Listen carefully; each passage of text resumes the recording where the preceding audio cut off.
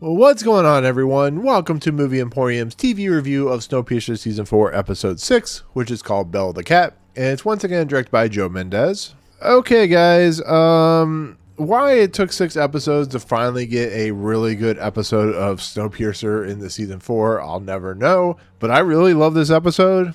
I unfortunately feel like it's coming too late, but this episode has a lot of good stuff, which if it had been done earlier in the season, would have really helped it, to be fairly honest.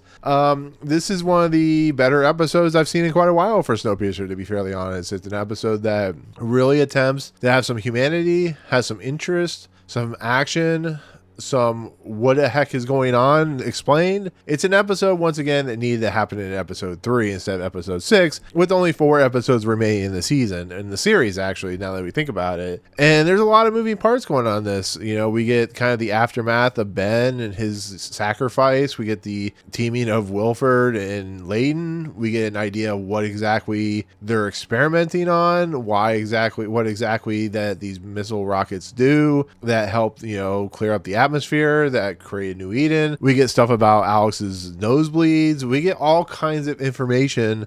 Melanie's been out doing experiments. We finally get stuff about that. We get all kinds of stuff. And it took 6 episodes to do it. It's like, oh my God, you know, I'm going to give this episode a really good review. I'm just really frustrated that it took this long to get a decent episode.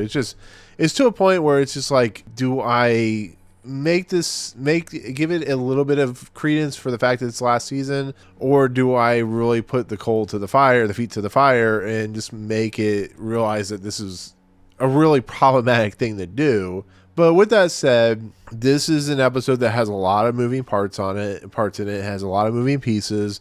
It's an episode that has a lot of stuff to do and does it pretty successfully. You know, we go back to New Eden and Oz is still looking for Roche, and Javi's like, you need to come back because you're out there too long. And that's when we come across Wiggins. How Wiggins is the one who lost his arm. And, you know, it's a pretty fun, interesting idea about why is Wiggins there? What exactly does he know? What is Oz going to do in a very disturbing manner to make him release his information? Because Wiggins, of course, has lost his hand. He won't tell him how, but he says he has no idea about how, you know, Zara and of course Liana were kidnapped. But it's really kind of an interesting setup to how Oz has kind of changed, is kind of a different character, but he's able to use his kind of mannerisms and what he is to get information from Wiggins. And we find out that somebody, probably Milius and his crew, has set up dynamite, have set up mass graves, have set up basically they're going to destroy New Eden. Why that is, I don't entirely know. That's one of the problems with this series, is they give all this good information, but they don't explain what exactly they're doing and why they're doing it. All we know is Wiggins lost his hand because it got ripped off as he was trying to escape. They were building, they were digging a grave for him. I don't know what exactly the end game is here. I don't know what Milius is going for. If anything, I think this might be one of those problematic like threads that might not have a really competent conclusion. But it's a fun scene. I do think the pouring oil on Wiggins' feet is I didn't need to see that, to be fairly honest, but that's what Oz does. He's a dank freak in a lot of respects, or he was. He knows how to get information out of people, and so that's where that leads. But I like how Sykes basically tortures Wiggins by like sticking her finger into his like missing arm thing or whatever. And I like how Sykes is just like, you know, it's just how I was trained and blah blah blah blah blah. And Javi goes, of course, you know, that's what Wilford does. But it's fun moments. It's just I don't know what it's leaning towards or what it's going to have an effect on, if anything. It's all kind of coming to this kind of angle point, or this point where New Eden's going to be under attack from somebody, but I don't know. It's coming to a head of some sort. But as we know, as we've learned in this episode, the reason that Alex has nosebleeds is because the chemical called Gemini that they shot a rocket in the air and they used this chemical called Gemini. It's caused a lot of side effects, as we see from the people down below in the basement where Layton and of course Wilford ended up. We see it in the military, the big military muscle, and when the one guy takes his helmet off, it's all this kind of crazy experimental stuff that they're doing with the Gemini chemical and stuff like that. We know that they've gotten a lot farther in testing, but of course Alex doesn't really trust Nima and so on and so forth, so she's going to switch out the bracelets that they wear and go rescue Wilford and Layton and stuff like that, because she knows there's something, there's more. If I'm following correctly, there's something that's not on the surface, that's below the surface, that either Nima's not telling people, Milius is not telling people, and I'm sure that within the next 4 episodes we're going to find out exactly what that is. But as of right now, Nima is working on this chemical to help cause more of these new Eden type situations. That the one they shot off 2 years ago is the one that, of course, that they are in fact at, the crew in the beginning of the season.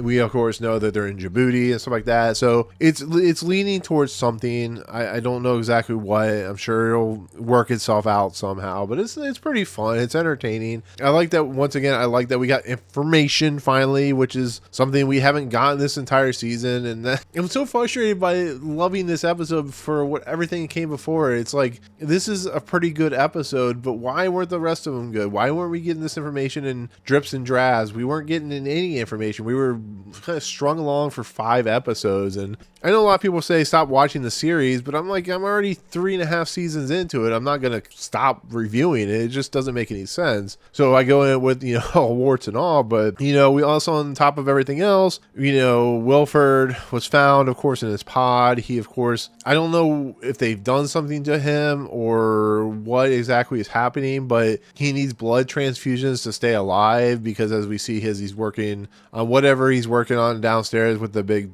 tall guy that he talks to, but he is very, very sick. This is what I think he's going to die from, whatever the Gemini chemical is. I think they maybe injected him with it or something like that. But once again, we see him like almost pass out. He has to get an injection of some kind of transfusion by the doctor that he's been with for the entire series. And it's going to be interesting to see what happens to Wilford, if he survives or if he dies. Milius is very, very much playing him, because as we see, Wilford is not very smart against Milius. Milius seems to have the upper hand because Wilford's smoking a cigar. He's talking about, the idea of the Bell of the Cat, which is going up against difficulty and stuff like that. About Icy Bob, how he went up and boxed him and fought him. And I love the idea of Milius coming in and putting the cigar out onto his soldier's hand, which was, like, there's some really disturbing stuff in here. Like, not the most disturbing stuff that Snowpiercer's ever done, but we just show how insane Milius is and how he beats up the wall and as he leaves, and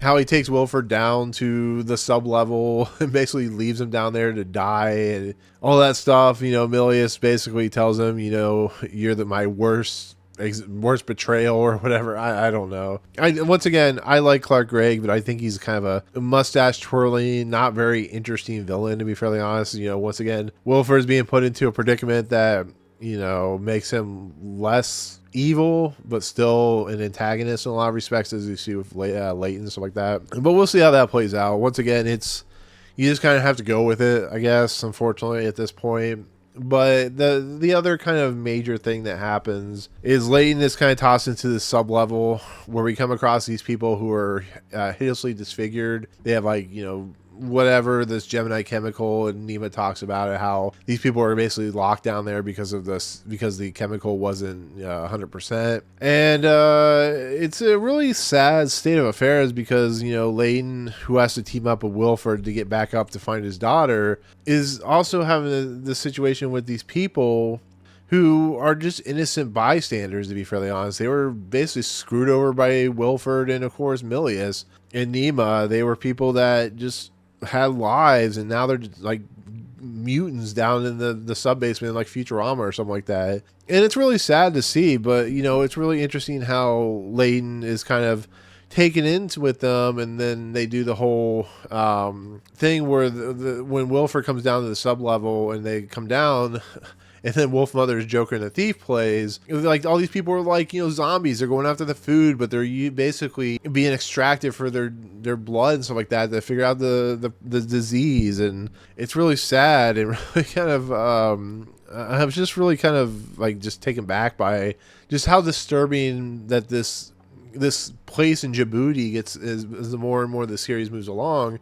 Because you knew from the very beginning that there was something going on, to be fairly honest, that there was something more underneath the surface than what we were getting. It just didn't do it very well, to be fairly honest, like I've talked about. But adding Joker and the Thief in there is a nice touch. I like that song. I think it works well in the context of what they're doing. It's also pretty crazy that they use the song that I think is the one from Insidious, that very kind of weird, ominous, that type of thing. I know it's not very well put together, but it's that song that you hear on the record player. I think when I don't remember Insidious very well, but that like Red Demon or whatever, and you hear it in the trailers and all that good stuff. And it's a couple of good songs, but the song from Insidious was in foot massage thing. I'm like, oh, I guess that kind of works. I don't know, but overall, Layton attacks Wilford, which made it even much better. He beats the hell out of Wilford, to be fairly honest. He F's him up. And then Wilford's able to break into a lavatory and able to lock himself in there as Layton tries to beat the glass down with a chair. And I don't know. That's pretty much the whole entire episode. Like I said, there's so much stuff going on in here. There's so much good stuff. There's so much, what I like from Snowpiercer, which is when they're on their A game. And they actually tell an interesting story in the 55 to 60 minutes that they have. And they can actually instill that into the story structure and move it along at a nice clip and then have a very interesting payoff where Milius is like, here, Cavill's coming back on her cat snowmobile and stuff like that. And, Nima looks at him kind of weirdly and... we see the snowbank with the dynamite or whatever, and it's good stuff. It really is. It's what I like about Snowpiercer when it works. Well, once again, like I've said a billion times already, why it needed to take 5 episodes to be this kind of interesting, I don't know. I mean, some people like this season. That's fine. That's perfectly all right. I don't have a problem with that. But if you've been sticking around with Snowpiercer for this long, I have to ask, why are you interested in what's going on here when there was much better stuff before in the last 3 seasons that had made the first 5 episodes of this season just kind of a waste, to be fairly honest? So the fact that there's 5 episodes of a 10-episode season that is the concluding season of the series, and this is what we gotten up until this point, does that bother you? Tell me in the comments below, does it bother you at all that it's taken this long, at least to me, or maybe to you, to get to a very interesting, thought-provoking, somewhat sad, but also very chaotic episode that really is what makes Snowpiercer so good as a TV series? I mean, maybe I'm just misreading the tea leaves. I don't know, but I really liked what was going on here. I just wish it didn't take this long to get to this point. And once again, I know there are building blocks, but I've seen other seasons of Snowpiercer, especially like season 1. I guess season 1 was a little kind of iffy, but I think season 3 and season 2 had some really interesting kind of build up, and then it finally paid off. And maybe that's what this season needed. I don't know. Maybe it just needed to get all the crap out of the way before we get to the really interesting, fun stuff. But 6 episodes in, this is finally the first really good episode. It's a problem. So I don't know, but overall, I really liked this episode. I really did. I thought it was fantastic. I thought it was fun. I thought it was thought-provoking, like I said, very, somber in a lot of respects. Like I said, I love the idea of like them paying tribute to Ben, carving his name up in the rafters there. Bess and Ruth having a conversation, talking about how difficult it is. That stuff's very somber and melancholy and well put together. It just... watching all these pieces start to fall into place finally starts to make sense. And I love, like I said, those somber moments, watching them having to deal with Ben and, having, of course, Alex find out about Ben and having to deal with that situation and all the things that start paying off. It's a really well done, really well put together episode. So overall, Belle the Cat, winner, one of the better episodes of Snowpiercer in general, but just a why did it take so long type of episode to get to. So with that said, I'm going to give it a 9 out of 10. I think it's a really well done episode. I just wish it would have come sooner. So anyways, with that said, that'll do it. That'll be my take on Snowpiercer season 4 episode 6, which is called Belle the Cat. Comments below. What do you think of this episode overall? Did you like it? Did you not like it? What did you like? What did you not like? All that good stuff. But with that said, if you like what you see on the channel, hit the subscribe button to join Movie Emporium. Hit that notification bell top to find what's coming next. If you like this video, awesome. Hit that like button. We'll see you guys on the next video. Peace out, guys.